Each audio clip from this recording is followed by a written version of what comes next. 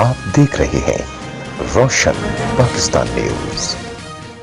تاریخ سے آپ واقف ہیں، طویل جدوجہد ہے جو کہ جاری ہے۔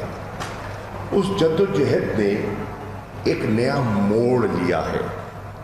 5 اگست 2019 ایک ایسا دن ہے جس میں بھارت نے کچھ ایسے اقدامات اٹھائے جس سے جو تحریک آزادی ہے اور حق کے خود ارادیت کی تحریک ہے اس میں ایک نیا موڑ میری نظر میں دکھائی دے رہا ہے۔ اور آپ نے، اور میں سمجھتا ہوں کہ آج کی یہ جو کانفرنس ہے اس نے غور کرنا ہے کہ اس نئے موڑ کو سامنے رکھتے ہوئے ہماری مستقبل کی حکمت عملی کیا ہونی چاہیے، ہمارے پاس آپشنز کیا ہیں اور ہم ان آپشنز کو کس طرح ایکسرسائز کر سکتے ہیں اور آگے بڑھ کیسے سکتے ہیں۔ میں شکر گزار ہوں اعجاز چودھری صاحب کا، جنہوں نے یہ آل پارٹیز کانفرنس منعقد کر کے ایک اتفاق رائے پیدا کرنے کی کوشش کی ہے۔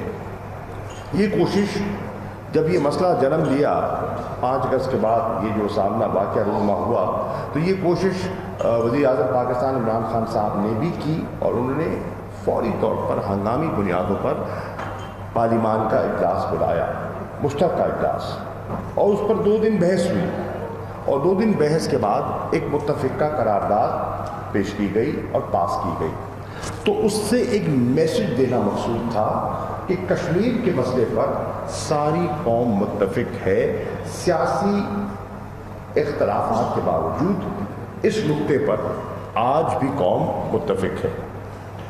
اس کے بعد ہم نے کوشش کی کہ ہم اس مسئلے کو آگے لے کر چڑھیں، جو پارلیمنٹ نے